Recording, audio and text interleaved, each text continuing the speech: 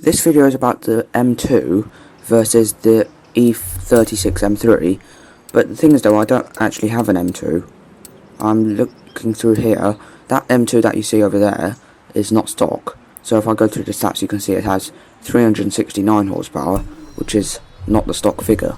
So I'm just going to have to buy another M2 because I can't be bothered to unmodify my current M2.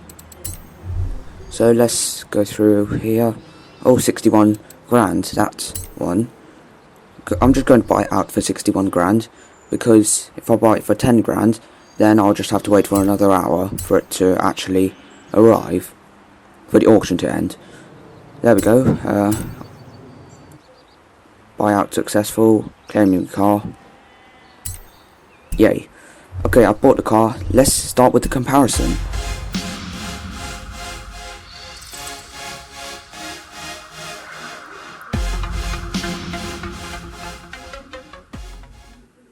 Hey everyone, welcome back to another Auto Alfred video. Now today, we are going to be comparing this E36 M3 versus the M2 that I just bought, as I said before. But let's go through the stats first. So the E36 M3 has a 3.2 litre inline-six engine, which is naturally aspirated. It's got 321 horsepower and 350 Newton meters of torque. It weighs 1460 kilos, it's front engine and rear wheel drive, like most other BMW M cars.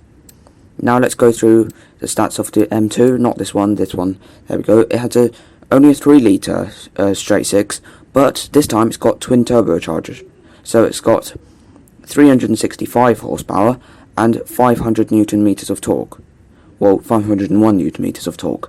It's just over 100 kilos heavier than the E36 M3, and once again, front engine rear wheel drive layout.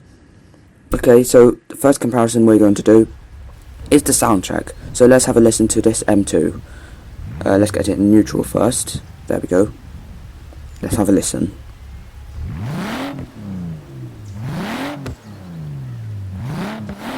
This engine sounds very smooth. I think it's because it has those twin turbochargers.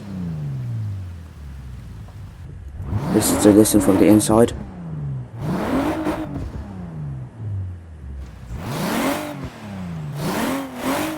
Yeah, you can really hear that turbochargers.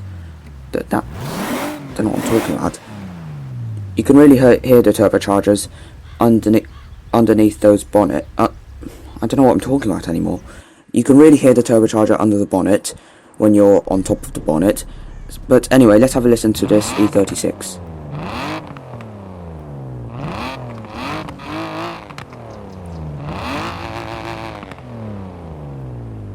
Yeah, the E36 definitely sounds more aggressive because it's naturally aspirated.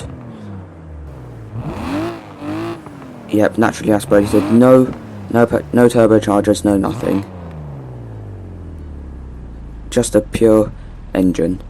So, not sure about what you think. Let me know in the comments below. But I'm going to give the victory to this E36 M3. I think it does sound a bit better. But let me know in the comments below what you think. Okay, so the next test we're going to do is the drag race. So, the ability in a straight line. So, we're going to start off with this M2, comparing it against all of these other saloon cars. Let's see how it fares. Don't forget this is rear wheel drive. No, I do not want to lower my difficulty to pro. Talking of the difficulty, it's on unbeatable at the moment. And here are my assists. All very good then. Okay, so now we're going to start the drag race. See how we do. Not the greatest start in the world. We've already been jumped by the top 6 cars. That's because I think all of the other cars over there are all-wheel drive, and this is the only rear-wheel drive car in the top 7. But across the line, what is the time? Let's have a look. We're 7th. And the time is 19.2 seconds. Okay, so that's the time to beat for the E36 M3. Do you think the E36 M3 could match that time? Let me know in the comments below. But anyway, let's just jump into the E36 first.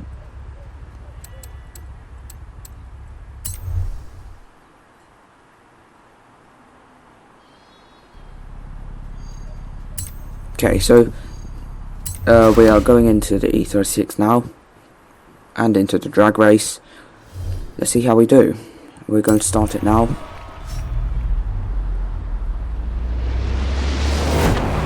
Decent start off the line. We've been jumped only by this Audi RS4, I think it is. And yeah, we're holding position at the moment. We did seem to be catching him at one point, but as soon as we changed to 4th, the Audi was pulling away again.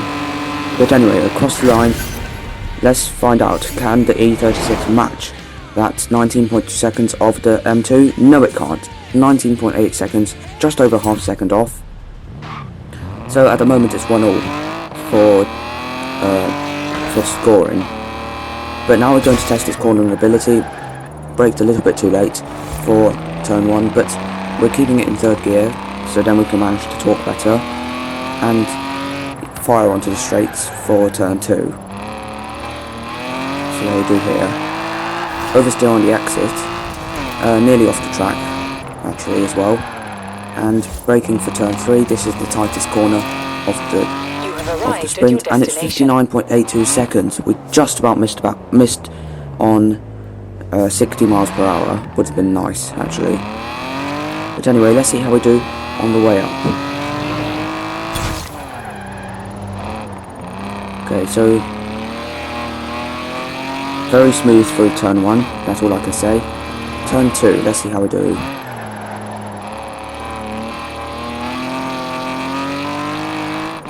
Yep, late apex.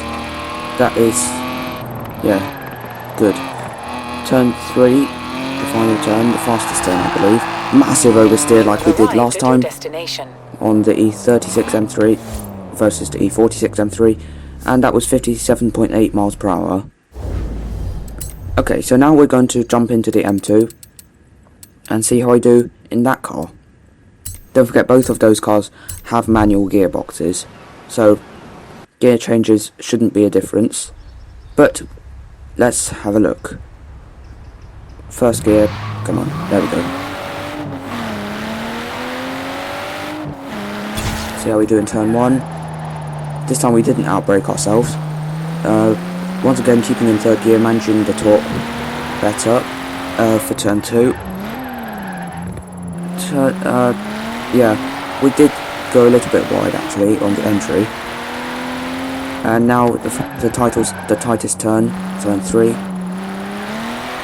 Taking a slightly wider line, and that is 61.8 miles per hour.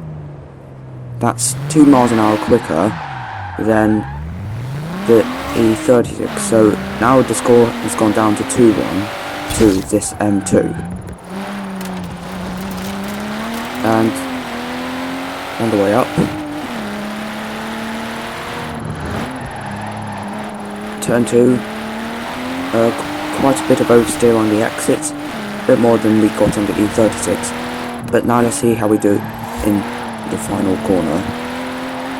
Yeah, once again, massive oversteer on the exit.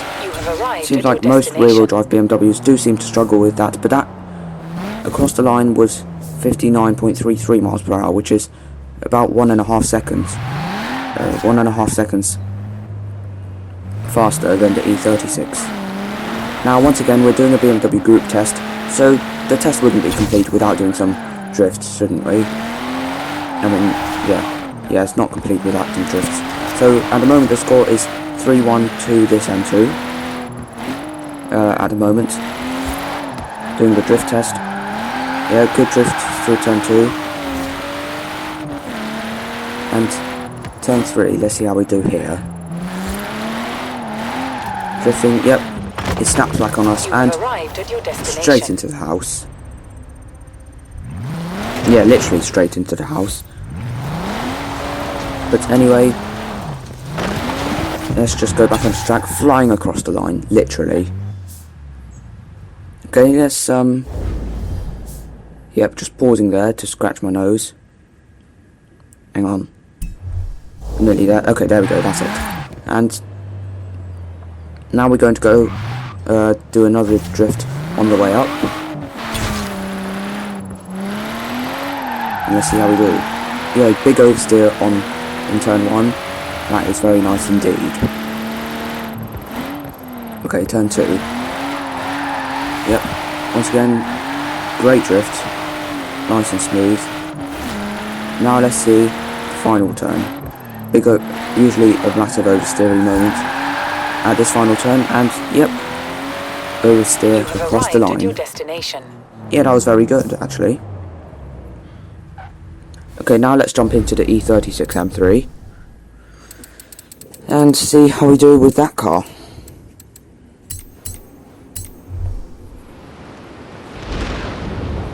Just waiting for the car to deliver. Here we are. Okay. Yep, just avoiding all of those cars coming on, oncoming.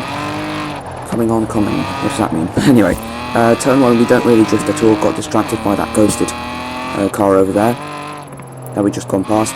Hopefully we could do better in turn 2. Yeah, that's better. That's way better. Yep, good through turn 2. How do we do in the final sharp bend? Yeah, once again very smooth. We didn't run into the house, and yeah, that is a good run. Let's see if we can do better on the way up. Not sure, can't think of much things I can do to improve, but I'm sure we can. Let's see. Yep, good through turn 1. Snaps back on us, but we're okay. We didn't run into anything. Turn 2. Let's see how I do. Drifting, and yep, once again it snaps back on us, and we do crash into the wall, but we're okay. We're still running, and the final oversteery bend, that was not bad. You have arrived at not your a bad destination. drift. Now let me know in the comments which car you think should have won the drift test. Personally, I actually think the E36 M3 should win this. Just letting you see some burnouts here. Yeah, personally I think the E36 is a better drifter. They both have very similar characteristics in the way that it is a bit hard to get a perfect drift with both of the cars, but it is very fun when you do get it correct. And yeah, as I said before, let me know in the comments below which you think looked better to drift. And also let me know in the comments which car you think is better at burnouts. I'm just jumping into the M2 right now to do some burnouts in that car. Lovely, I bet the tyres will be happy about that. And yeah, the tyres are very happy about that. So overall, it's 3-2 to this BMW M2. But I just stalled there. Yeah, I just stalled. But anyway, yeah, once again, let me know in the comments below which you think is better at the burnout. But otherwise, that is it for this video. Actually, this is not it, because this M2 that I'm driving will be out on auction. As you can see, I'm going to the auction house right now. And, yeah, we're going to auction this BMW M2. Any of you can buy this. We listed it yesterday at 4 o'clock, so if you're watching this video at the time it's launched, you have about a few hours left to buy this car. So if you do want to buy it, just go onto the auction house. I'm the seller. My game tag is Auto Alfred. You'll see that my logo is also on there as well. So you should be able to see it in the auction house. I'm selling it because obviously that M2 I already have. But this E36 M3, let me know in the comments below if you do want me to sell this as well. Any of you can buy it.